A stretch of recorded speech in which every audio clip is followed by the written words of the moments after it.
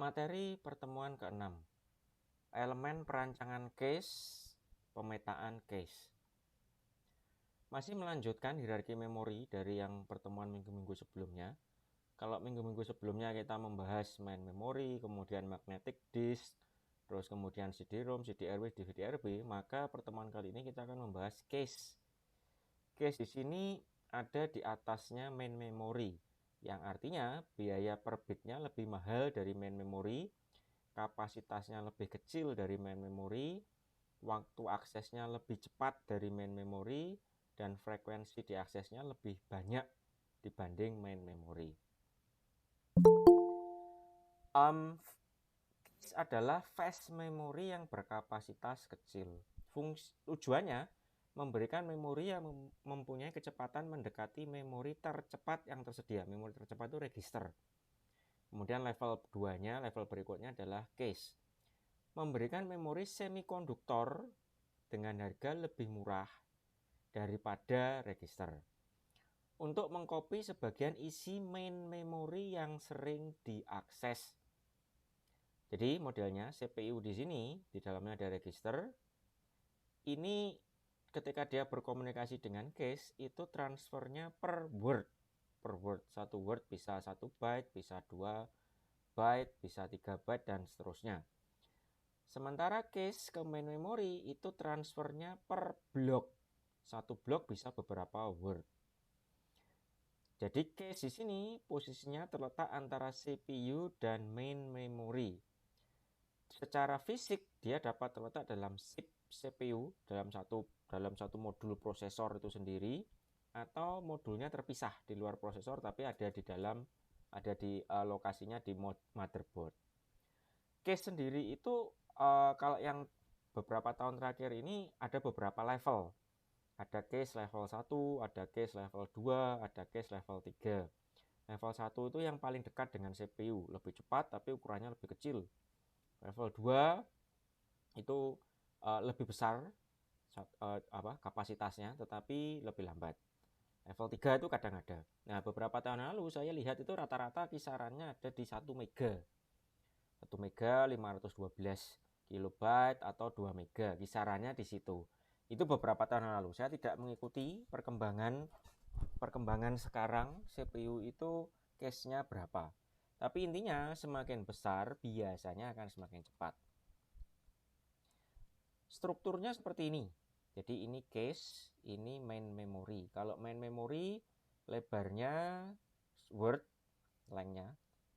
Terus memori address-nya mulai dari 0 sampai 2 pangkat n minus 1. Terus dibagi menjadi berapa blok. Satu blok itu jumlahnya sebanyak k words. Sementara kalau case itu berbeda. Ini ada line number sampai dengan C-1, case -1 panjangnya. Dalam satu baris itu dia dibagi menjadi 2. Ada yang namanya area untuk tag, sama ada area untuk blok. Nah, satu baris ini itu sama dengan satu bloknya yang di sini. Jadi kalau dikatakanlah di sini jumlah words-nya ada 8 gitu ya. Maka di sini 8 ini bisa diatur dalam satu baris yang sama. Lebarnya begitu. Satu blok terdiri dari beberapa word. Tag-nya sendiri itu sebagai identitas blok yang mana yang sedang disimpan di case memory. Merupakan bagian dari alamat main memory. Terus operasi baca. Start. Misalkan CPU butuh membaca data. Dia akan menerbitkan RA. RA itu adalah relative address. Terus dia akan melakukan pengecekan si case ini. Apakah case-nya itu punya RA di dalam bloknya yang tersimpan? Kalau iya, oh ada, ya sudah, tinggal diambil saja datanya di sana itu, terus dikirim ke CPU, selesai. Tapi kalau dicek di dalam RA-nya dia di case itu, oh enggak ada, maka dia harus ngontak main memory. Akses main memory for block containing RA, diakses memorinya. Terus dia nyiapkan menyiapkan case kosong untuk ngopi data dari memori blok tersebut. Terus setelah disiapkan, dipisah jadi dua. Yang pertama, datanya di-copy ke dalam cache, dari memori ke cache, sama data yang sama dikirim ke CPU. Setelah itu done. Nah, kalau misalkan di proses berikutnya CPU meminta data di dalam blok yang sama, maka dia dalam proses mengerjakan di sini dia akan bilang, oh ya ada case punya blok yang itu yang diminta sekarang ini. Maka ya sudah, tinggal diakses case-nya, dikirim ke CPU, selesai. Dia tidak perlu mengakses memori lagi. Perlu diingat, mengakses memori itu jauh lebih lambat daripada mengakses case. Itu yang perlu diingat. Makanya kalau ada semakin banyak yang ketemu datanya ada di case, semakin bagus. Ini yang sebelumnya dia adalah flowchart, yang di sini itu penjelasannya. Ini yang pertama, CPU mengeluarkan alamat data RA, relative address, yang akan dibaca. Kemudian periksa data di cache memori. Jika data ada di cache memori, diambil. Ini istilahnya adalah cache hit. Intinya cache memiliki data yang diminta, namanya cache hit. Ini cepat prosesnya. Jika tidak ada data, itu namanya cache miss. Cari data di main memory. Setelah itu copy satu blok data ke cache memory, berikan data yang diperlukan ke CPU. Ini operasinya ya. Tadi kalau dalam diagram blok dari si hardware-nya, dari prosesor ngirim address RA sama kontrol ke cache.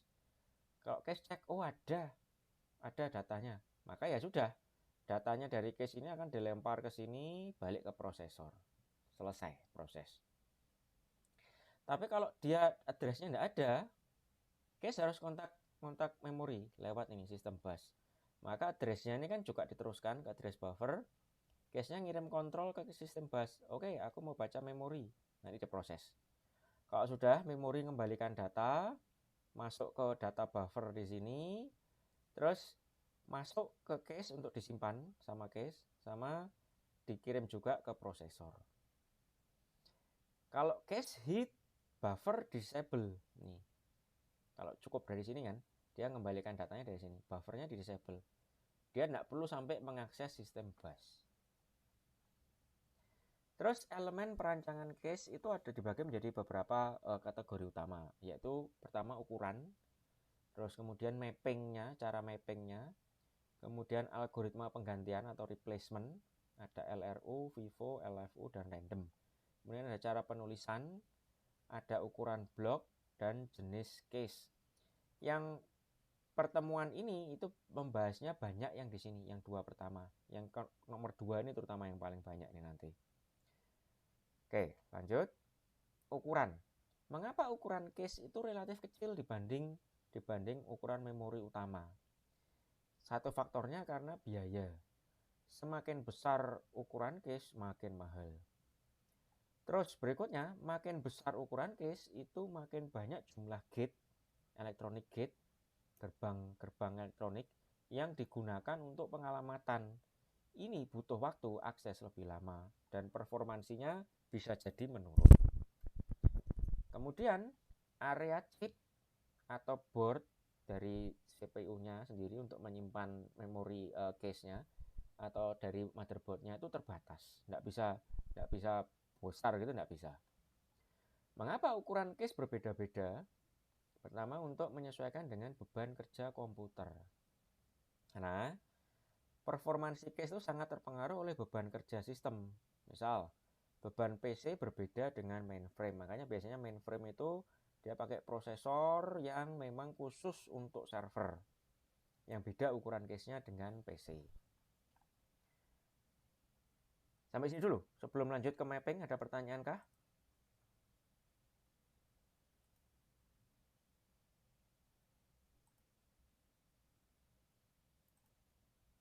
Sebelum lanjut ke mapping, ada pertanyaan kah?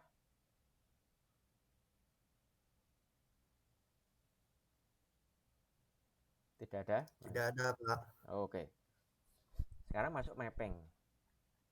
Mapping di sini ada 3. Tapi pertanyaan pertama dulu. Mengapa perlu di mapping?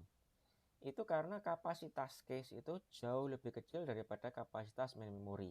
Yang saya sebutkan tadi, beberapa tahun lalu cache itu ukurannya 1 mega, 2 mega.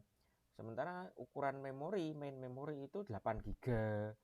Jadi bedanya jauh antara 1 mega versus 8 mega, 8.000 kalinya. Makanya perlu ada mapping bahwa si area cache yang ini itu dia koneksi dengan memori yang mana. Itu perlu diatur. Terus baris cache yang berikutnya itu terkoneksi dengan dia melambangkan informasi alamat memori yang mana. Sehingga supaya nanti ketika si prosesor minta alamat memori data yang ada di alamat memori tersebut, dia cukup ngecek di cache ini. Tapi lewat mekanisme mapping itu tadi. Terus ada 3 jenis mapping. Yang pertama direct mapping, kedua asosiatif, yang ketiga set asosiatif. Yang direct mapping itu memetakan satu blok memori ke satu line baris cache secara tetap. Jadi memori itu dibagi menjadi beberapa blok. Satu blok itu diwakili satu line, satu baris di cache. Blok berikutnya, baris berikutnya. Blok berikutnya, baris berikutnya lagi. Nah, isi satu blok di sini kan bisa banyak alamat memori. Nah, bisa banyak alamat memori nanti intinya dalam satu ini itu bisa ganti-ganti. Tapi tetap dari keseluruhannya yang ganti-ganti di dalam satu blok ini hanya bisa terkoneksi di satu line saja. Dia tidak bisa satu blok sini yang sini sudah ada, terus satu baris di bawahnya, satu blok berikutnya mau dibaca, yang ini harus dihapus. Ini harus dimasukkan ke sini. Ini yang direct. Kemudian yang kedua, asosiatif, itu memetakan setiap blok memori ke sembarang baris cache, tidak terikat. Jadi yang blok pertama bisa baris pertama, blok kedua baris terakhir, blok ketiga baris tengah-tengah, blok keempat baris nomor 2, blok kelima baris nomor 2 dari bawah. Itu terserah. Ini benar-benar yang free, yang tidak ada mappingnya terikat, itu tidak ada. Yang ketiga, set asosiatif mapping, memetakan setiap blok memori ke dalam satu set tertentu yang di dalamnya terdiri dari beberapa line yang dapat digunakan secara bebas. Jadi satu blok ini ibaratnya ya, satu blok satu line di sini ini tidak lagi satu line, tapi ini satu set. Ini satu blok satu set. Jadi yang di sini dalam satu blok ada area tertentu di-copy ke line pertama. Nanti area-area tertentu bisa di-copy ke line berikutnya. Karena set di sini juga ada bloknya sendiri. Jadi bloknya sekarang tidak hanya lagi ada di memori utama, tetapi ada di cache-nya sendiri juga. Direct mapping. Ini yang pertama. Tadi rumusnya adalah I nomor baris cache itu sama dengan J. J itu nomor blok main memory dimodulus sama M. M di sini adalah total baris dalam cache. Jadi cache line 0 sampai dengan M-1 itu main memory bloknya adalah 0, M, 2M, 3M sampai dengan 2S minus M. Line 1 itu blok kedua. Blok 1, M1 sampai dengan 2S, 2 pangkat S minus M plus 1. Cache line yang terakhir itu mulai dari M-1, 2M-1 dan seterusnya. Untuk keperluan akses cache, setiap alamat memori itu dibagi menjadi 2 bagian, yaitu W, bit-bit identitas word atau byte di dalam blok memori tersebut. Ini W, paling kanan. Setelah itu S, bit-bit identitas blok memori. S di sini terdiri dari 2 bagian, yaitu S ini yang semuanya nih ya. S itu semuanya nih. Dibagi jadi 2, yaitu line field atau R. Ini adalah bit-bit nomor baris dari cache. Terus tag. Tag ini lebarnya adalah S dikurangi R. Bit-bit identitas blok data yang ada di memori. secara keseluruhannya S di sini kalau ditambah W itu adalah alamat memori. Ini format alamat memori dari si case itu begini. Ada tag, ada line R, ada word W. Modelnya begini. Kalau pembacaan data, ini dari line kirim. Terus nilainya S dibagi R di sini akan dikembalikan, di-compare dengan tag. Kalau ada cocok, true sama nilainya, maka ada eksis case punya data tersebut. Maka word-nya dikirim ke blok yang sama yang cocok tadi. Dikirim ke blok yang sama. Dia akan mengambil baris yang mana. Dari baris yang sama itu dikirim ke CPU. Itu kalau eksis. Kalau dari hasil compare-nya itu tidak eksis, miss, maka lewat jalur yang sini, miss. Dia akan ngirim keseluruhan memori address di sini, keseluruhannya ke jalur bus untuk ngambil datanya berdasarkan S dan W di main memory. Dikirimlah nanti ke CPU dan di copy juga ke cache-nya. Sampai sini dulu ada pertanyaan?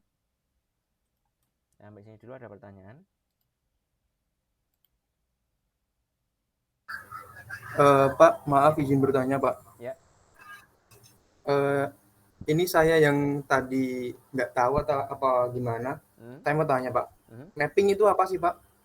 Mapping itu mirip seperti proses translasi. Jadi ada kode yang ini, itu blok yang ini itu berasosiasi dengan blok kode yang mana, dengan memory address yang mana. Karena masing-masing punya memory address itu kan punya kode. Nah ini di case sendiri itu juga alamatnya per baris itu juga punya kode. Mapping itu adalah mengasosiasikan mapping baris dari si case ini berasosiasi dengan mapping baris kode memori yang mana. Itu mapping. Kalau di matematika pelajaran SMA itu ada istilahnya mapping korespondensi. Jadi dia memap satu fungsi ke fungsi yang lain. Kalau masih ingat, itu pelajaran matematika saya kelas 2 SMA. Map pemetaan. Jadi intinya mengkolaborasikan gitu, Pak ya? Iya, merepresentasikan. Oh Jadi iya, Pak. Terima kasih, Pak. ini nih saya balik ke sini dulu. Iya. Jadi mana tadi? Gambarnya yang ini berarti. Ya. Jadi ini kan ada memory address. Ini keseluruhan memory address. Suatu ketika si CPU minta data di memory address ini. Kalau tanpa case, ya dia lewat saja langsung aja ke sini ngakses bus, terus ngakses ke memory address. Itu kalau tanpa case. Tapi masalahnya kita kan sekarang ada case. Nah, case-nya ini harus dicek. Untuk memory address ini ada enggak dalam data yang ada dalam di sini itu di dalam memory case-nya. Supaya ada apa ya? Bisa mentranslasikan dengan baik alamat ini itu dengan alamat case yang jauh lebih kecil ukurannya. Ini kan sekali lagi ukurannya 8 GB, ini ukurannya cuma 1 MB. Ukurannya jauh lebih kecil. Maka harus ada mekanisme mapping di map bahwa lokasi dengan alamat memory address itu ada di area yang mana dari case-nya. Intinya itu. Di mapping. Ada lagi pertanyaan?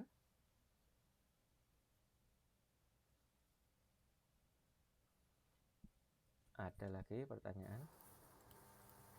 Sudah cukup, Pak. Terima kasih, Pak. Oke. Lanjut dulu. Contoh sekarang. Diketahui main memorinya ukurannya 16 MB. Ini lebih tua lagi. Memori utamanya cuma 16 MB. Ini tahun 90-an akhir. 90-an akhir kira-kira segini. Case-nya ukurannya 64 KB. 64 KB. Jadi bedanya jauh. 1 byte itu 1 alamat di dalam memori utama. Satu kali transfer data itu satu blok memori, yaitu satu line cache sama dengan 4 byte sama dengan 4 alamat. Jadi transfer blok antara memori ke cache itu isinya 4 byte atau 4 alamat. Sebutkan jumlah bit untuk tag S-R. Tag itu kan S-R. Terus kemudian untuk line R sama word W. Berikan mappingnya, berikan contohnya. Jawab. Jumlah alamat totalnya berapa dulu? 16 MB.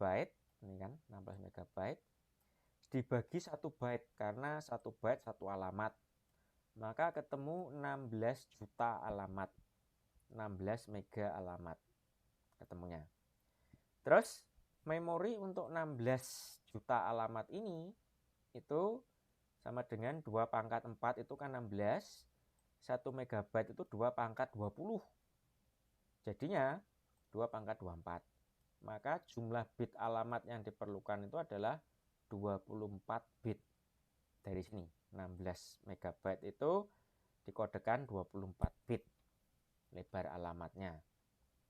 Nah, ini jadinya 24 bit itu keseluruhan pengalamatan memorinya ini 24 bit. Nanti oleh si cache dia akan dipisah-pisah. Jadi tag, jadi line sama jadi word. Terus, berapa wordnya, berapa tagnya, berapa line-nya. Nah, ini kita hitung. Ini kan, pertanyaannya kan di sini.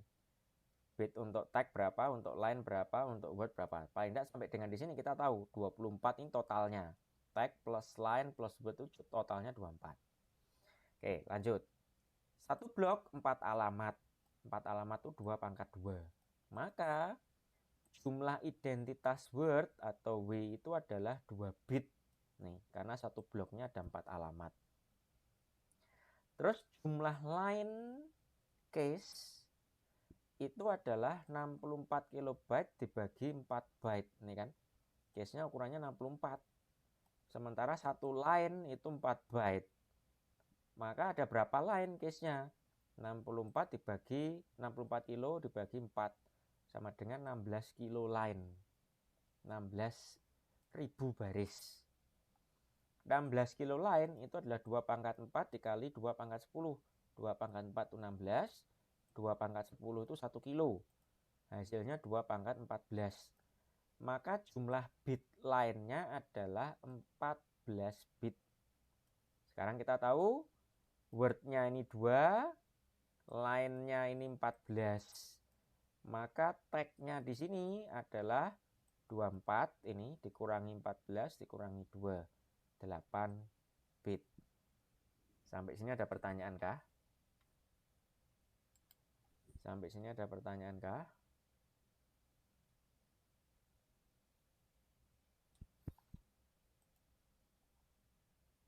Lanjut.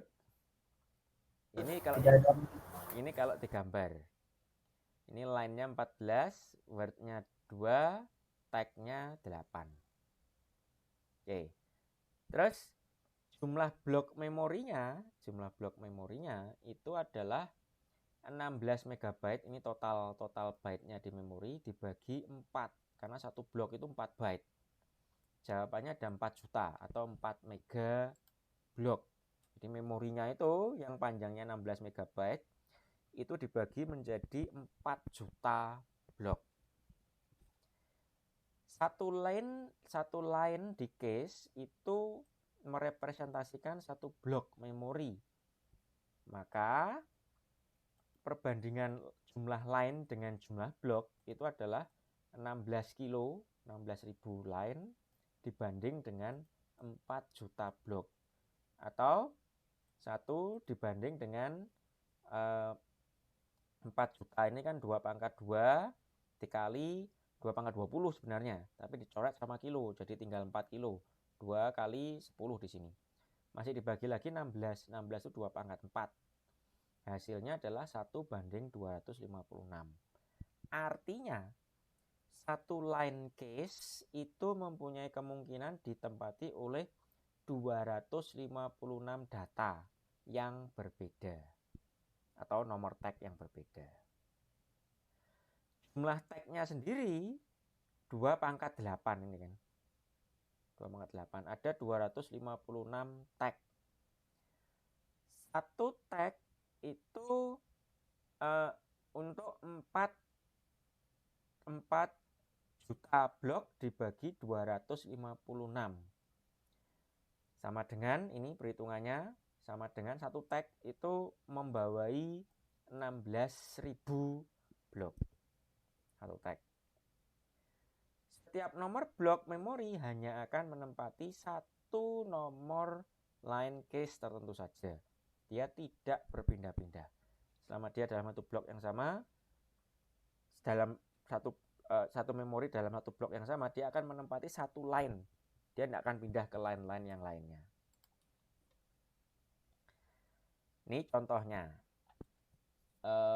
Di sini tag-nya 00. Dia akan menempati tag yang di sini, satu blok yang di sini. Satu blok yang di sini tag-nya 00. Di dalamnya di sini tag ini 00 ada 250 berapa tadi? Saya lupa tadi. Mulai dari angkanya 0000 sampai dengan FFFC. 2 pangkat saya lupa. Nah, intinya di sini dia menyimpan data untuk line number 0000 yaitu sini. Line number 0000 yaitu datanya 1357926 nih. 1357926. Tag-nya 00, line number-nya di sini. Terus yang di line berikutnya itu dia menyimpan punyanya tag 16. Jadi satu blok di sini dia yang bisa nyimpan. Tidak mungkin tag-nya 16 dia nyimpan datanya di sini, tidak mungkin karena beda blok sudah. Tag-nya 16 dia nyimpan blok datanya punyanya FF, tidak mungkin jugaan karena beda blok sudah. Nah di sini line number-nya dia nunjukkan 00 mana ini? 0001. Nah, 001 di sini itu baris kedua dari sini, yaitu 11235813. Nih. Terus berikutnya 16 dia menyimpan data yang di sini, yaitu 339C. Loh, kenapa di sini kok 0CE7, Pak? Ya, karena modelnya begini. 339C itu kalau di model binary, modelnya ini kan 0011, 0011, 1001, 1100. Dua yang terakhir dibuang. Jadi yang disimpan ini dibuang, diatur jadi seperti ini. Kalau dibaca ulang jadinya ini 0, ini C, ini E, ini 7. Makanya dia diletakkan line number-nya di sini. Terus berikutnya ini untuk yang contohnya tag-nya FF di sini disimpan. Dia menyimpan data yang di sini FFF8. Ini FFF8. Yang nomor 2 bit terakhir dibuang jadinya 3FFE ini. 3FFE. Yang di sini ini tag-nya 16. Oh, ya. Ya, sebentar. 16 di sini dia FFFC jadinya 3FFF. Ya, sorry. Jadi gini. Tag-nya bisa ganti-ganti, line number-nya sama. Jadi kalau dalam baris yang pertama di sini, dia bisa menyimpan baris pertama dari tag 0, ini 1357246, atau dia juga bisa menyimpan ini data 77777777 dari tag nomor 16. Atau baris pertama dari blok FF. Tetapi baris ini tidak akan bisa menyimpan baris yang lain. Misalkan ini, baris 004 dari blok 16 ini tidak mungkin. Baris 339C dari blok 16 tidak mungkin. Baris FFFC dari blok 16 tidak mungkin. Baris FF8 dari blok FF tidak mungkin. Semuanya satu baris yang sama disimpan di baris yang sama di sini. Tag-nya bisa ganti-ganti, line number-nya tidak bisa. Oke, ada pertanyaan kah? Ada pertanyaan kah?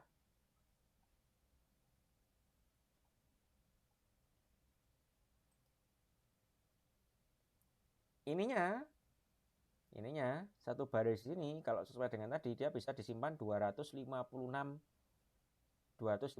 data yang berbeda karena ada 256 blok di sini. Ada pertanyaan kah?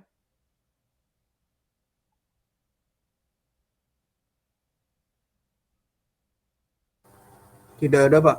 Oke. Kelebihan dan kekurangannya dari direct mapping. Kelebihannya yang pertama sederhana, mudah diimplementasikan, tidak mahal. Kekurangannya lokasi mapping setiap blok sudah tertentu, tidak fleksibel. Dapat terjadi thrashing bila program mengakses dua blok yang terletak pada line case yang sama secara berulang. Jadi ini case-nya ya, line-nya. Ini akses blok line-nya yang sama di copy. Terus siklus berikutnya prosesor minta blok lain tapi dalam satu line yang sama. Ini terpaksa harus dihapus, dikopikan ke sini. Siklus berikutnya minta lagi yang sebelumnya. Blok yang sebelumnya dengan line yang sama, dikopi lagi ke sini. Harus dihapus lagi, dikopi lagi. Berikutnya gitu lagi. Kalau ini bolak-balik yang sama terus, akhirnya memperlambat terjadi tracing. Setiap kali harus ngambil dari memori, apa yang disimpan oleh si case nggak ada gunanya. Case-nya nggak ada gunanya. Sekalipun baris-baris yang lain masih kosong semua. Baris-baris yang lain dalam case-nya itu masih kosong semua. Nggak ada gunanya. Nah ini kekurangannya. Makanya muncul ini associative mapping. Format alamatnya cuma 2, yaitu tag sama word, nggak ada line. Alamat memori diinterpretasikan sebagai tag dan word. Tag merupakan identitas blok memori. Setiap satu baris case mempunyai satu tag. Tag menjadi kata kunci dalam setiap pencarian data. Ini mekanismenya untuk pembacaan data. Memori address-nya nih, tag sama word. Terus ketika ada request, maka tag-nya di copy masuk ke dalam mekanisme compare. Semua tag dari case itu diambil semua, di-compare semua jadi satu. Kalau ada, maka hit. Kalau hit, misalkan hitnya dari yang blok yang ini, word-nya dikirim untuk ngambil baris yang mana, bagian yang mana dari si case-nya itu, terus dikirim ke prosesor. Tapi kalau dalam proses compare-nya ini tidak berhasil, tidak ada, maka not exist. Kalau not exist, miss. Kalau miss, mekanismenya baca di memori, yaitu memori address-nya dikirim semua ke memori, berdasarkan S dan W-nya diambil datanya, terus dikirim ke CPU sekaligus dikopikan ke cache. Contoh, diketahui main memori berukuran 16 MB, cache-nya berukuran 64 KB. Satu alamat 1 byte, terus satu kali transfer data itu satu blok memori, satu line cache, 4 byte, 4 alamat. Ini sama persis dengan soal yang sebelumnya. Sebutkan jumlah bit untuk tag dan word. Ini untuk associative mapping. Gambarkan mappingnya, berikan contohnya. Oke, maka memori 16 MB itu 16 juta alamat. 16 juta alamat itu 2/24, jumlah bit alamat yang diperlukan adalah 24 bit. Sama persis, karena memang ukuran memorinya sama-sama antara soal yang ini dengan soal yang sebelumnya. Terus jumlah bit identitas word-nya 2 bit, karena satu blok ada 4 alamat, 2/2. Jadi sekali lagi sama persis 2. Kalau word-nya sudah tahu, maka jumlah tag-nya kita tahu, yaitu rumusnya 24 dikurangi 2. Sama dengan 22. Selesai. Tag-nya 22, word-nya 2. Kalau digambar modelnya gini. Tag 22 bit, word-nya 2 bit.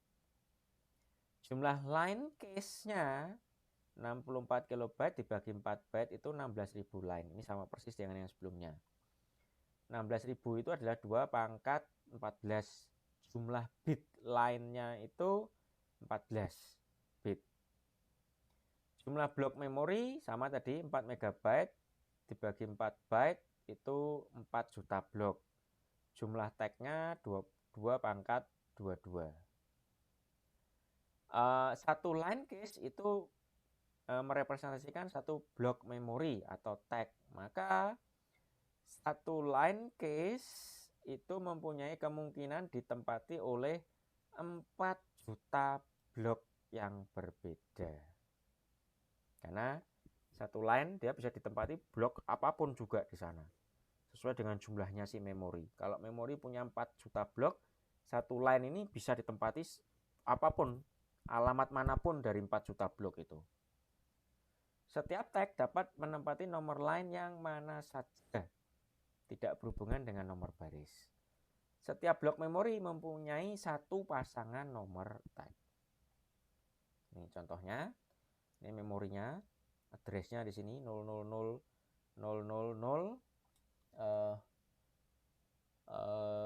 sampai dengan FFC. Ini 16 MB main memory. 16 MB.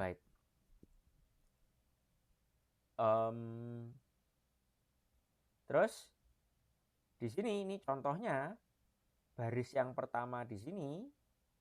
Baris yang pertama dia menyimpan alamat, jangan, yang contohnya dulu aja. Yang ini 05, ini yang di sini, Baris nomor 2 di sini menyimpan data memori yang di blok yang di sini. Yang addressnya 16336C. Isinya adalah FED CBA98 ini. FED CBA98. Nah, tagnya yang di sini adalah 058CE7. 058CE7 dari mana ini? Karena alamat 24 bitnya nih kan 16339C, 2 bit terakhir dihapus. Terus dibaca ulang, yang di sini 0, yang di sini 5, di sini 8, di sini C, di sini E, di sini 7. Nih, disimpannya di tagnya dia. Tersimpan di line number 1. Terus line yang pertama, yang line number 0, itu dia nyimpan data yang di sini FFF F8. Ini kan nilainya sama 11223344 11223344. Nah ini sama, kalau 2 bit terakhir dihapus jadinya begini 3FF FFE. Yang sini dia bisa nyimpan sembarang, bisa nyimpan yang di sini, yang di sini nyimpan yang di sini, yang di sini nyimpan yang di sini, bisa sembarang. Ini pertanyaannya, berapa blok data yang dapat ditampung di cache secara bersamaan sesuai dengan jumlah line number-nya di sini, yaitu 4000. Itu jumlah blok data. Berapa kilobyte? Tinggal dikalikan. Kilobyte-nya adalah 32 bit dikalikan ini tadi. Ada pertanyaan sampai sini? Ada pertanyaan kah?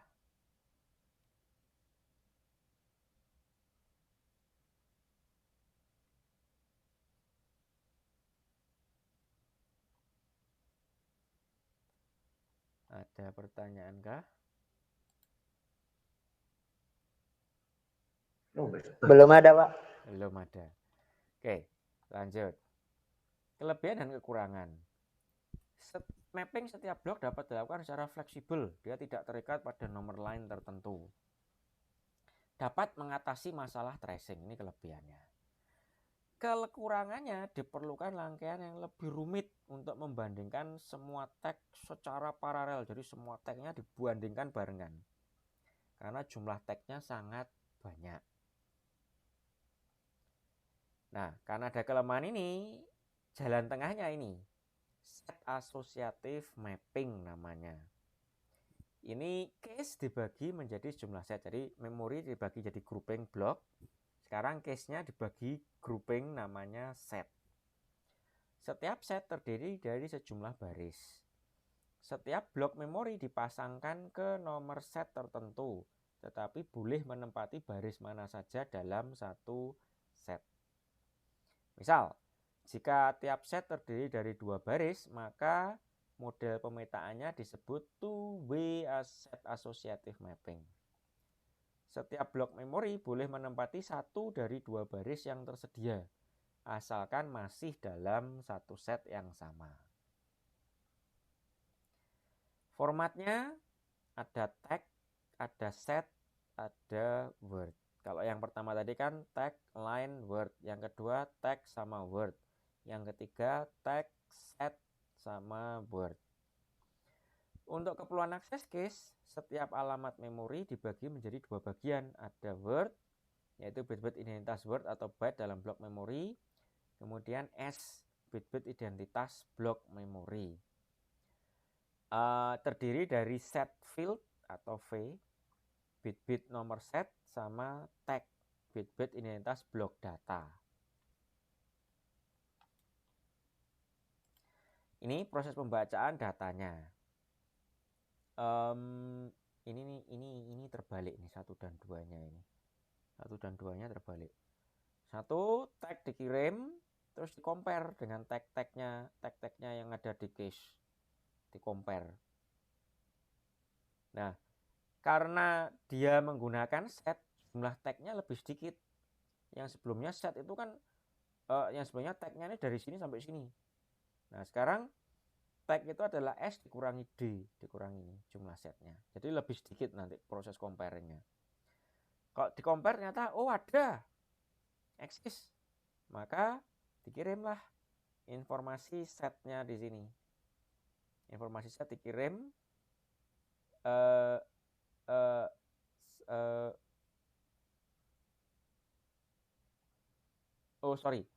ya betul ini. Berarti satu setnya dikirim, dicari set mana dulu. Setelah itu yang di-compare adalah bagian yang ada dalam set yang sama. Jadi compare-nya tidak banyak-banyak. Kalau exist, dia ngirim word-nya di grup tadi, di blok yang tadi, yang tag-nya yang sama. Terus diambil datanya dari sana.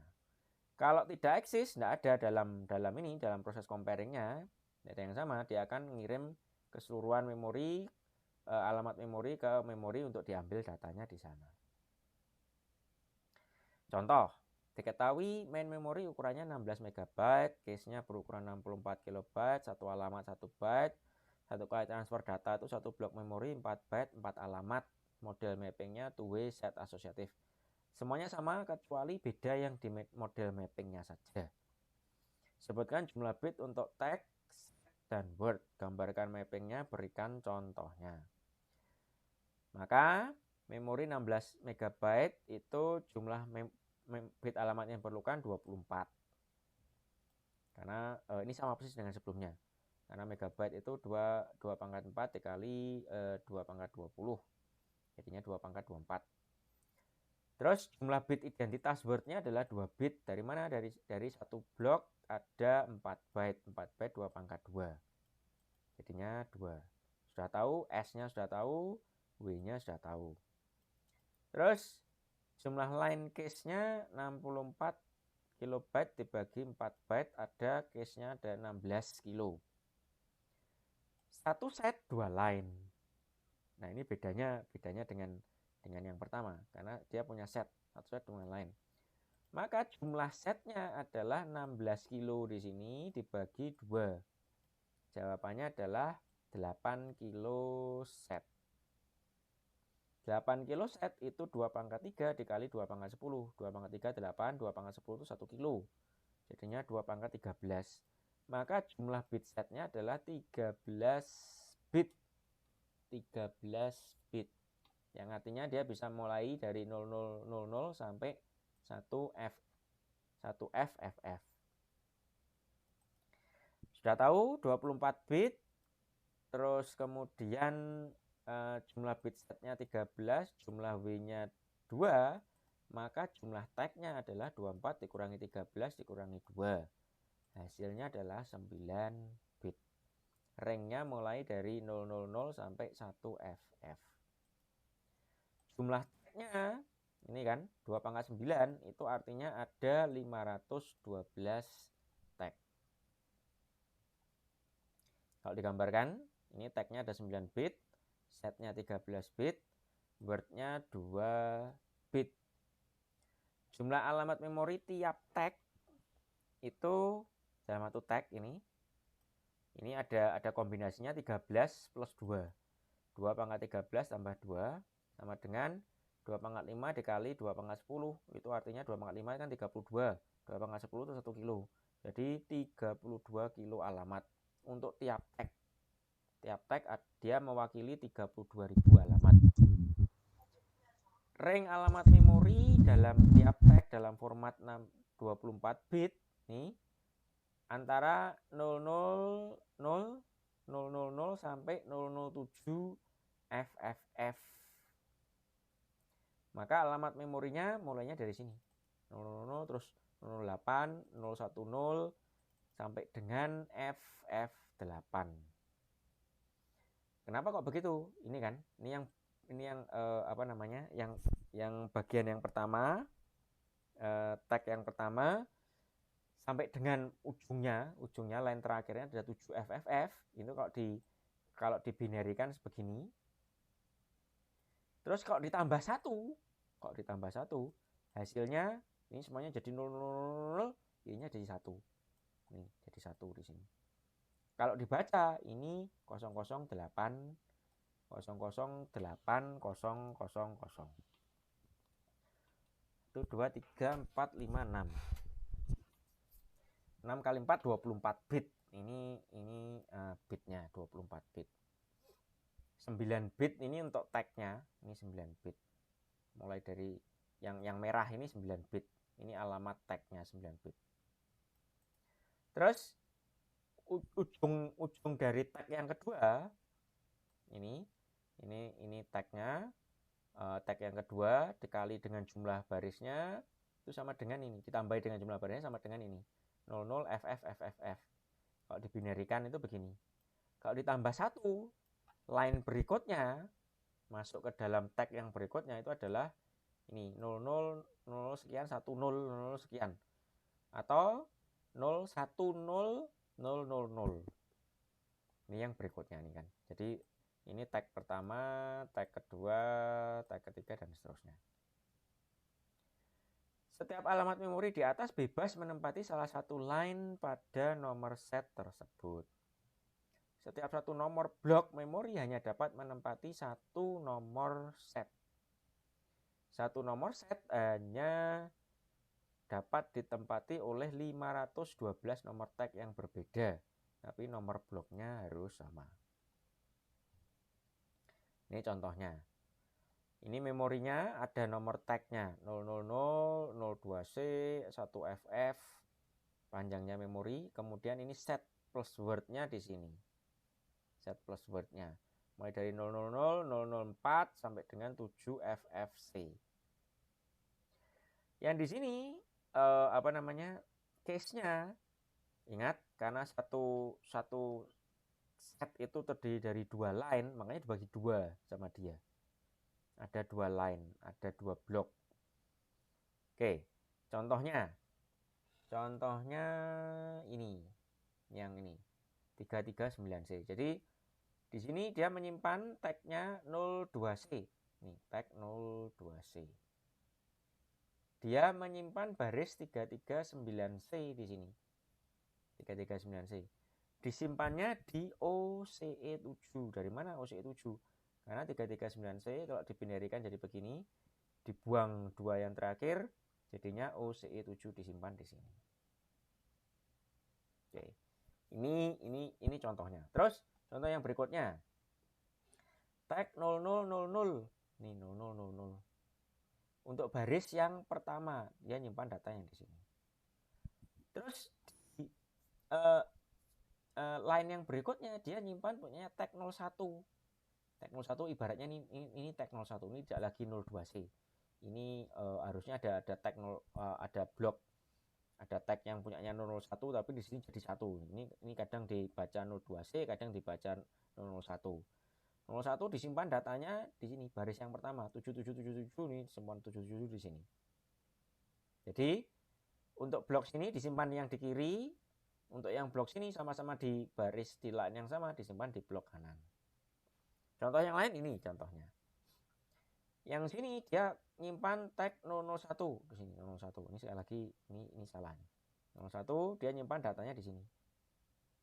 Di baris 7FFC. Ini sama kalau dua bit terakhir dibuang jadinya 1FFF. Terus blok yang kanan menyimpan baris terakhir juga, tapi punyanya tag 1FF. Ini tagnya 1FF. Tagnya 1FF disimpannya di sini dengan ini 1FF untuk 7FFC. Oke. Ada pertanyaan sampai sini? Ada pertanyaan kah?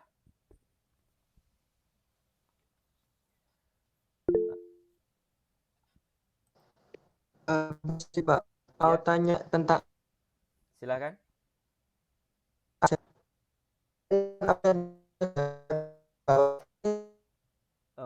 sama saya atau gimana? Halo, putus-putus.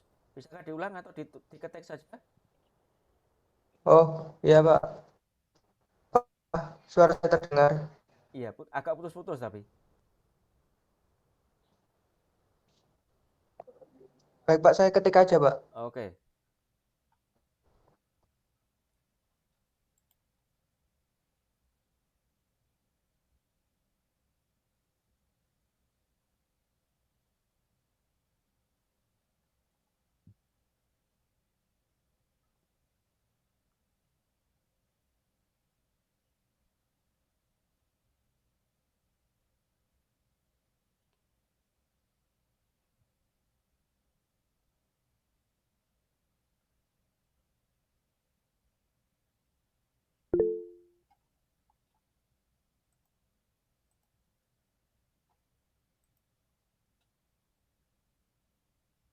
Untuk absen apakah saya bawa saja Pak sebagai yang ya dibawa aja tidak apa-apa.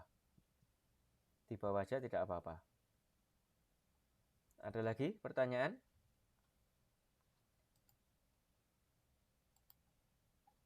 Tentang set asosiatif ini?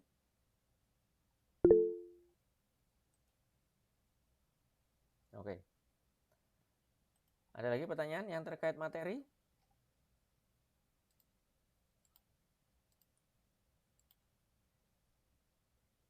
Terus, kelebihan. Setiap blok memori dapat menempati lebih dari satu kemungkinan nomor line. Dapat menggunakan line yang kosong, sehingga tracing dapat diperkecil. Jumlah tag lebih sedikit dibanding model asosiatif, sehingga jalur untuk melakukan perbandingan tag lebih sederhana. Oke, selesai. Ada pertanyaan kah? Ada pertanyaan kah? Mau tanya itu Pak, soal UTS Pak, apakah online atau bagaimana? Tetap online sampai dengan materi hari ini. Minggu depan kan libur, setahu saya. Saya belum terima informasi lebih lanjut tentang UTS dari prodi, dari jurusan. Nanti menunggu ya detailnya. Menunggu detailnya seperti apa, liburnya seberapa, terus mulai ujian UTS-nya gimana. Sementara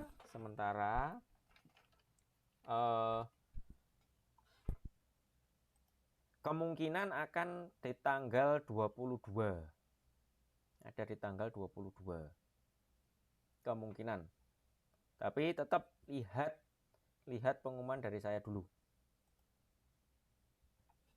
Oke. Baik Pak. Ada lagi pertanyaan?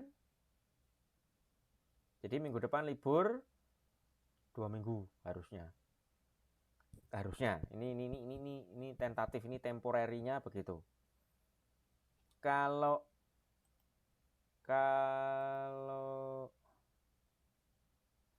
ternyata tidak libur ya bisa jadi minggu depan ujian.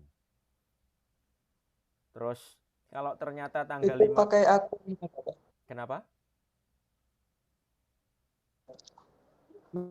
Pakai akun Trunojoyo apa pakai akun? Iya, mendingan pakai Bebas, akun Pak. Trunojoyo supaya saya bisa langsung impor nilainya. Terus tanggal saya tidak tahu jadwal liburnya, tapi intinya paling kemungkinan besarnya tanggal 22, tapi mahasiswa lihat-lihat dulu karena bisa jadi nanti tanggal 8 atau tanggal 15-nya ujiannya. Kemungkinan besarnya 22, tapi ada kemungkinan kecilnya 8 atau 15. Saya soalnya belum terima edaran untuk UTS.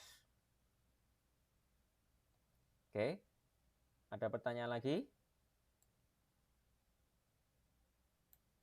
Kalau tidak, mahasiswa bisa log off, jangan lupa absen